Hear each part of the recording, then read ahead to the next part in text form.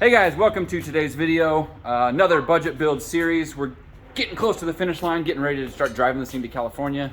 See how close it is to being ready to drive to California? It's a car. Anyways, here's the update. Last night we had this thing running, it started. I was so excited you wouldn't even believe it. Actually, just watch yesterday's video, you'll see it at the end. We had it running, it started right up, no problems, no problems. But I was borrowing a turbo from another project that we're gonna be doing, so my turbo actually showed up this morning. We go to fit it on the car, it does not fit on the car because it hits the runner because it's a weird manifold designed by CX Racing for an IS300, and this is not an IS300, but it fits on the engine. It just doesn't fit in the chassis with this turbo the way we want it. So, what are we gonna do? My favorite thing to do, we're gonna weld the turbo to the manifold. Weld turbo to manifold. For those non-English speakers that are trying to keep up, I'm speaking way too fast. Weld turbo to manifold. And we got our in-house welding guy here. He's gonna weld the turbo to the manifold. Well, but we gotta fit it on the car and figure out how to, anyways, how we're gonna clock it.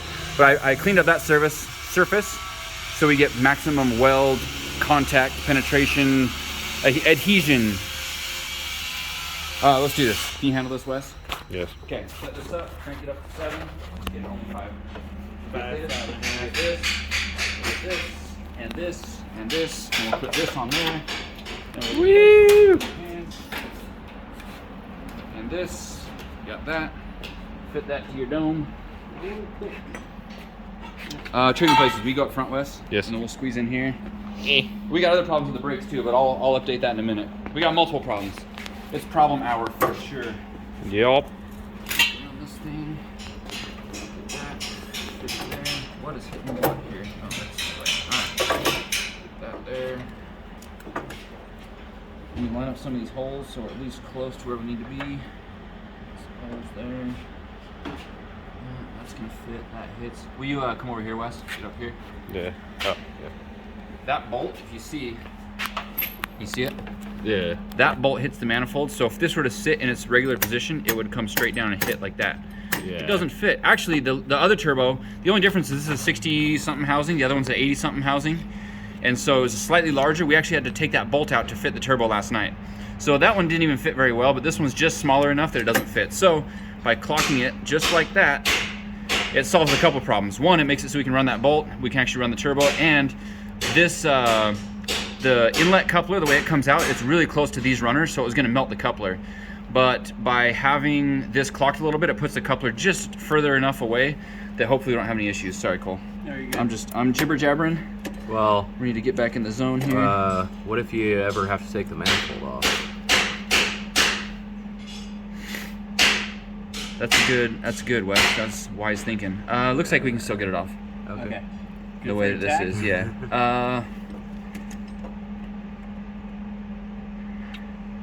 That looks good there. That looks good. One thing I'm not accounting for is the oil drain, but we don't really have a lot of options here. Tighten these up a little bit. See just how tight we can get this in here. These look good. Pretty close to those holes.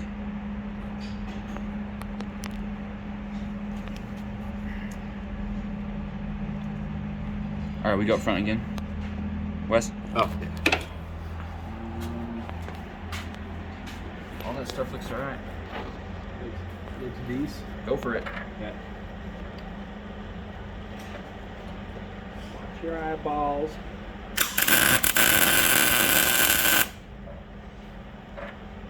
Okay. Torch? The mask. Nah. Okay.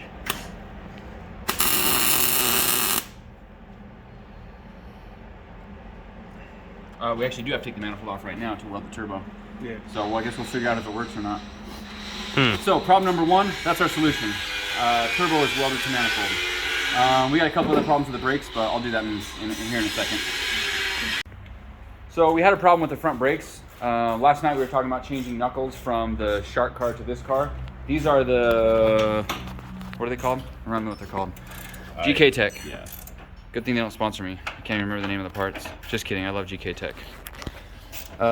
So we're putting the GK arms with the GK knuckles, and we're putting the CTSV calipers on this knuckle, and obviously these knuckles are not designed for CTSV calipers. So There was some extra metal in here to beef up these front knuckles, which interferes with the bracket for this caliper because also these are designed to fit on stock knuckles, not on GK knuckles. So there's just a design difference between this and that, and we're changing that design with a grinder.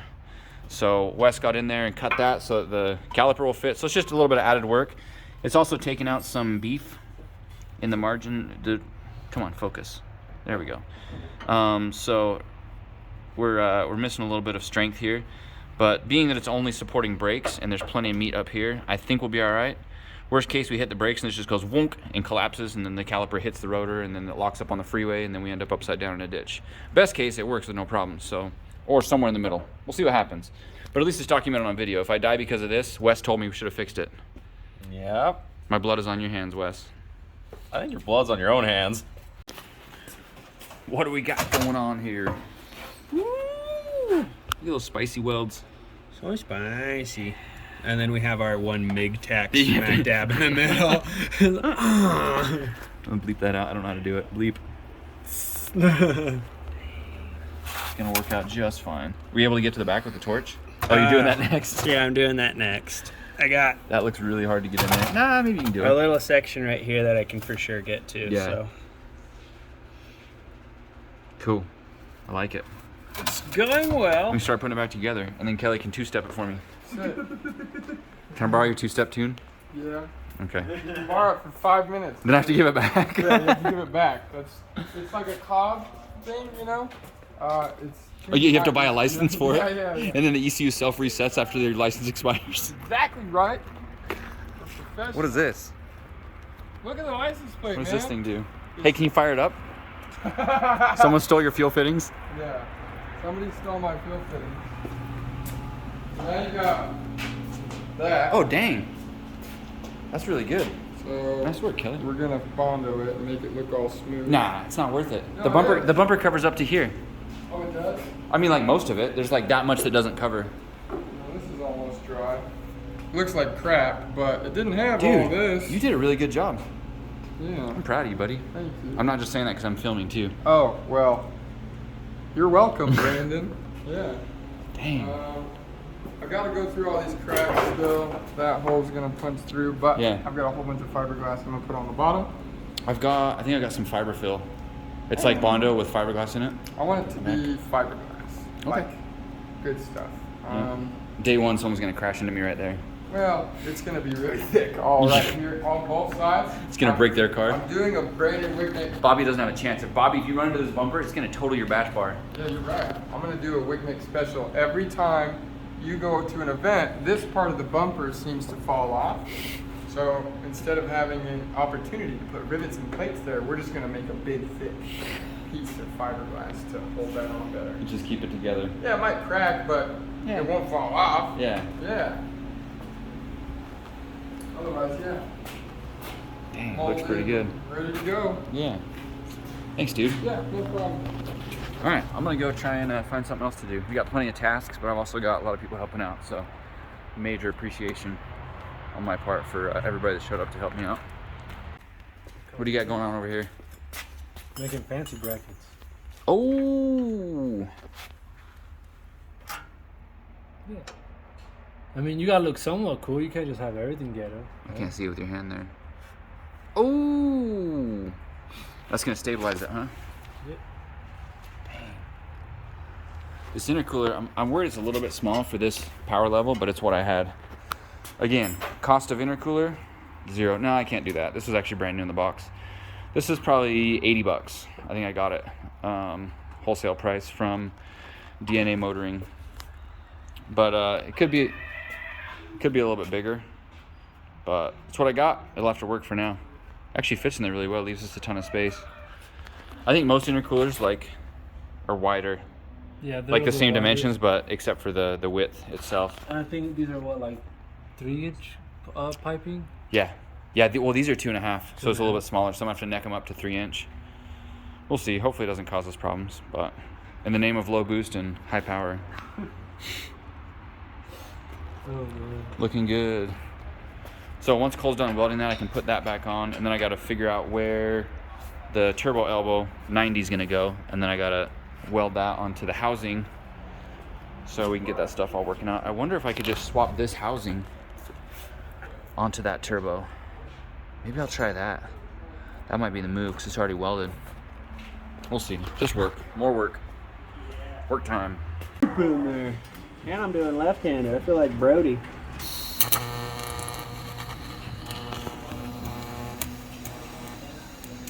Oh. Oh no. Gravity's not on your team right now.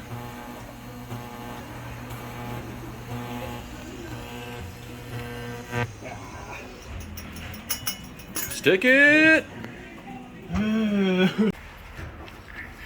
So here's what we're working with.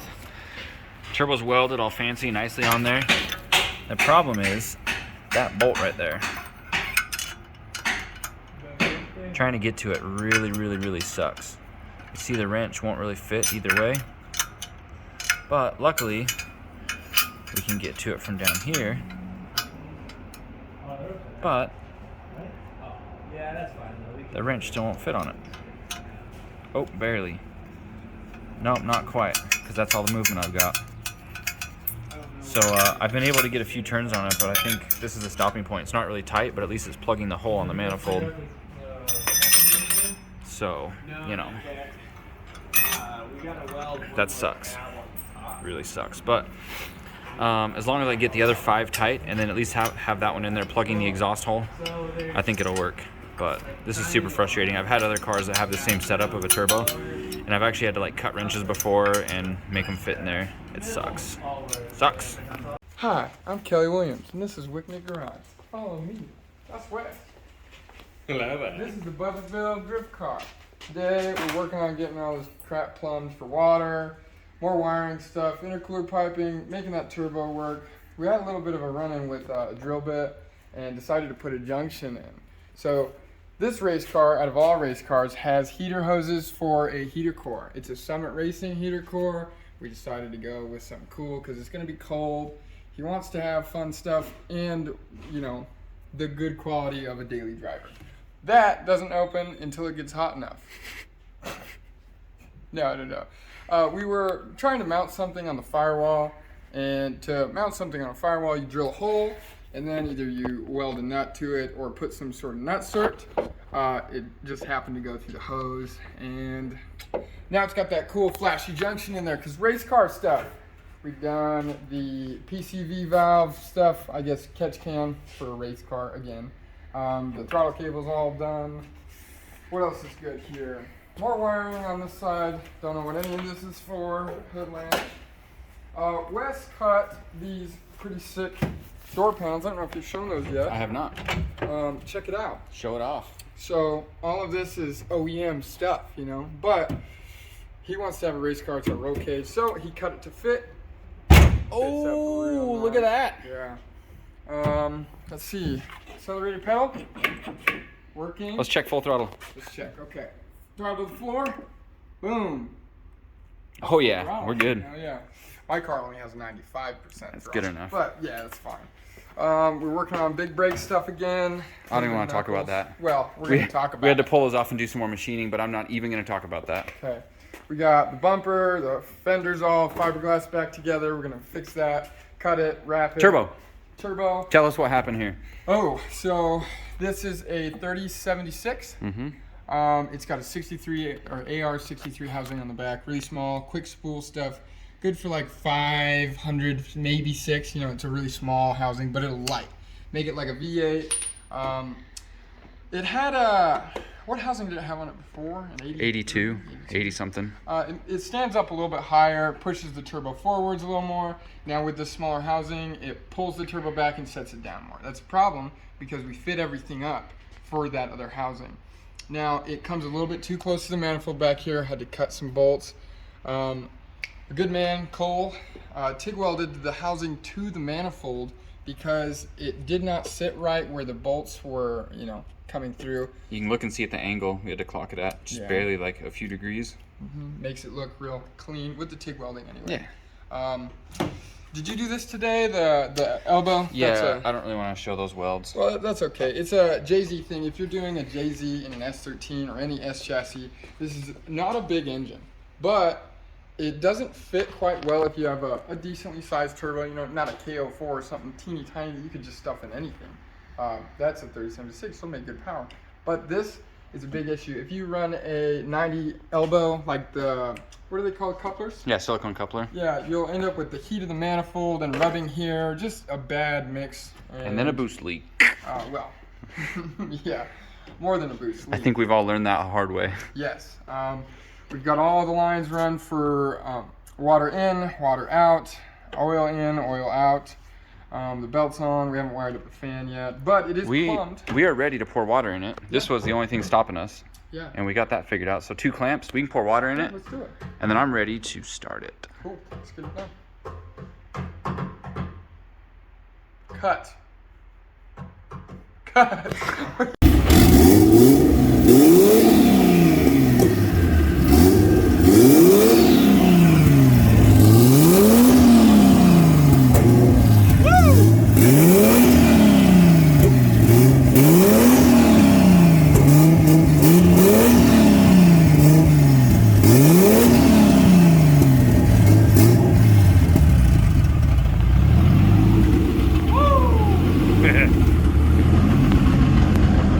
It's recording. Sick. Give us a little update. It runs. I don't know what to say. It's working. I'm too excited. Yeah. Radiator's getting hot. We gotta do fans now. Yeah, that probably was And fuel wrong. pump. The fuel pump's just jumping in the rear. I gotta do a relay for the fuel pump, relay for the fans. Do you have a high amperage relay for the fans? Whoa, one of the heater hoses is warm and one's cold. I bet it's just air. When you have a heater core and you haven't fully bled your coolant system, sometimes you'll find that the top line or the feed line will get hot and the bottom line will stay cold. Now, if there's a valve or anything in there that opens up for heat and lets coolant in to heat up the heater core, it'll have to wait until that valve opens, and then your heater core will fill with coolant and blow hot air. Unfortunately, I don't know if this has anything to do with the thermostat not opening yet, but I think it's air. yeah, I think it's a lot of air. That fitting right here is leaking. It was just blowing air out, kind of helping us self-bleed it. Self-bleed.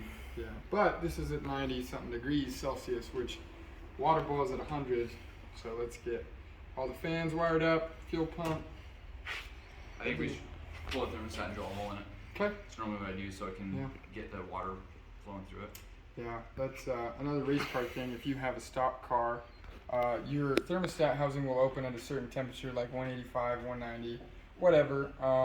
When we're running these at tracks, we want them to open up and circulate that cold water as fast as possible. So like he said, drill a hole in your thermostat and let that water through a little bit faster. I'm stupid and have done the thermostat delete. You can take a plate that fits inside the thermostat housing with a hole in it that restricts how much flow will go through the engine at all times, but it never like closes and opens to let it heat up. So it takes forever to heat up. Yeah. But it's a good thing if you want to run really cold. All right. Yeah. We got some work to do. Yeah, I know. No sleep. No sleep till car run on own. But I'm gonna talk about it. You gonna talk about it? Red Bull! Red Bull gives you anxiety! Let's go get some anxiety. Woo! So we found the problem with the oil pressure sensor. It wasn't working. So this is a sub harness that I have. I'm not gonna lie, I definitely built it. It's not the best thing in the world, but we found some of the wires didn't have continuity from the oil pressure sensor. Well, one of them, it turned out to be the sensor ground. This is intake air temp, oil pressure, fuel pressure. So we followed it down and I had to open it up for surgery, and this wire was broken on the crimp. So what I did, in order to save time and not have to rewire all this stuff, I just did a solder drip onto the connector, onto the old crimp, and then got that to stick. So I don't know how long it's gonna last, but I really just wanna get this in the car and move on to something more important, because this isn't necessary to run the car, it's just a safety feature. And we know that the car's got oil pressure now. It actually has, 2.5 bar at idle of oil pressure, and then it goes up to about 5 bar at 5,000 RPM. So it's not bad. It's also on 5W30 oil. I usually run thicker, so it's probably going to be, definitely going to be higher pressure with thicker oil. After this first break-in oil change, we're going to go back to 1540 or whatever it is, and that should make a big difference. But either way, we know we got good oil pressure, we got good fuel pressure. I'm going to scab this thing back together, plug it in the car. We just idled it for about 10 minutes, got the thermostat open and all that stuff, and it's running healthy. It sounds really good. We set base timing, which was actually spot on from my IS300 tune, so like didn't have to adjust anything. Things are going pretty smooth. It's just a little bit slower than I want it to, so I really got to, it's 11 p.m. I really got to grind all night tonight and get something done. Brody will be back tomorrow, and so there's a bunch of things I've been waiting for him to help me with, like the power steering pump, a lot of aesthetic things, so I can get Brody's help with that stuff, because that dude does impeccable work. And then I can oh, I left the fuel pump on. I guess that's the problem with having a fuel pump connected directly to the battery. That's probably my next move, is I got to wire up the fuel pump. Kelly and I just hooked up the fan. It's not running to the relay because I don't have the relay. Fuel pump switch off. But I'm going to wire it to the relay because we have both the trigger for the fan and the trigger for the fuel pump are both these two wires. So I can mount the relays up onto the dash here and then run corresponding wires to where they're going. But this is the fan. We got power coming off the alternator with an 80 amp fuse, and this is going to be the trigger. I mean the ground switch. Oh.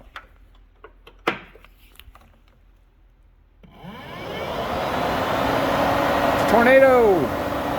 But that thing moves some serious air. If we're being real, that's some serious air. Let me turn this on.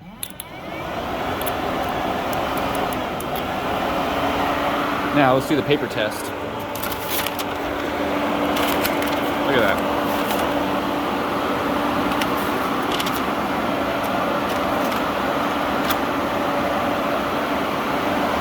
That's pretty good. That's gonna cool the intercooler, the oil cooler, everything. This is why I love Taurus fans. Didn't work. That's pretty good. I like it. All right. Anyways, whatever I was doing. All right, I'm gonna go back to work. Whew, man, got a lot of work to do. Today is Thursday, so we've got Friday to work on it, Saturday to work on it, Sunday to work on it, Monday to work on it and load the truck, and then Tuesday morning we're leaving. So 4 more work days. Totally doable. Totally doable. Okay, I gotta tell you guys about something. Put the radiator in, put the fan on, and there's a big gap on the side of the radiator that is not shrouded by the fan. So I want to say I'm doing this because it's a budget build, but in all reality I would do this on any build. In fact, I've actually done it before. But my best friend in this case is this aluminum foil tape. All that was just a big gap, and so I built part of a shroud. You see it's on an angle, so it's not covering the radiator. I should say it's not blocking it off. It's creating a funnel towards the shroud itself. And I just literally just put a bunch of layers of foil tape and built a shroud there. Also, the bottom of these is wide open right here, so I blocked that off. So this fan is doing all the work on this car. Well, I won't say all the work, but like it is, it's pulling on all the radiator. I just got to finish up top there. That little piece, I'm gonna drop the car down and do it, but I taped everywhere I could see. I wish I could measure efficiency, but like it was pretty efficient before, but I think now it's gonna be like a whole nother level. Man, look at that fitment between fan and engine. It's like, woo, really close to hitting, but it doesn't touch. It doesn't touch. All right, guys, it's 6:30 a.m. and I am wasted as far as needing sleep. Oh man, I've been short on sleep all week, but I've been getting a lot of stuff done, which is what's important. This is the Mini Cooper power steering pump, and we did not have the proper fitting for this, so what I did is I cut threads for 1/4 NPT and then threaded that in there. So I'm hoping that works. We're gonna install this tomorrow. I need to do some intercooler piping and stuff. But the big mistake that I made was I tried doing vinyl wrap at 5 in the morning. And I did not have the heat gun, and I was by myself, and I'm not very good at doing wrap. So combine those three things together, and this is what we got. Not the worst thing ever, but I had to slit right there to make a seam because I started getting bubbles in the middle. And I need the heat gun to push that down because I'm not going to try and push that down. I know better than to do that. And this is kind of cheap vinyl. I mean, it's definitely cheap vinyl, and so it would rip when I would pull it back up to like get bubbles out. It would rip. So then I just started, instead of trying to save it and get the bubbles back out, I would just slit it and just work with smaller pieces rather than having a bunch of rips in it. But before I figure that out, I got a rip here. I got a big rip here. So I'm gonna leave it until I can find the heat gun tomorrow and then finish pushing it down. The big reason I started wrapping is because I wanted to get everything around the windshield done so that William can glue the windshield in tomorrow, and then we can put the door trim back on. So I'm gonna do this in separate pieces. I'm not super thrilled on it, but you know what? It's gonna be one color, and I'm stoked on that. So there it is, cat's out of the bag. I haven't really shown you guys the color, but that's the color that I'm doing. Big surprise, right? It's kind of like that, but more minty. It's actually really similar, if not the same color that my car was in Japan, and that was a hatchback. So this is a little bit of a throwback to that car. Man, everything on the engine runs really good, and it came together pretty nice. We got to build the exhaust tomorrow. All we've got so far is this downpipe that from some other car. So we'll finish up the exhaust. And whoa, what is that? There's some liquid back here.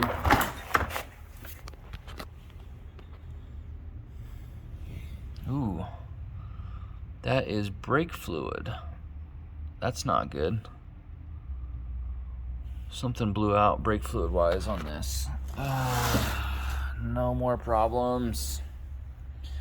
No more problems. I just want to go home and go to sleep. Why is there brake fluid everywhere back here? All right, well, I think you guys can tell that I'm super thrilled right now. Anyways, I'm gonna close this video out for today and get working tomorrow. I don't know. What do you do when it's 6:30 in the morning? You go to sleep, you stay up, you try and get a few hours. If I go to sleep, I might sleep until like 2 p.m. and then waste my whole day. I don't know exactly what to do, but I'm gonna go home and figure it out. So thanks for watching, guys. Don't forget to like and subscribe. Thanks for following along if you've been watching this series. We're getting close to the finish line. All the important stuff is done. It runs. I'm gonna say it drives. I actually put it in gear, ran it through all the gears earlier, and it does that. So I'm convinced it's ready to go out on the road. Well, except now it's leaking brake fluid out of the rear. So thanks for following along, and we'll be back with another episode. Bye.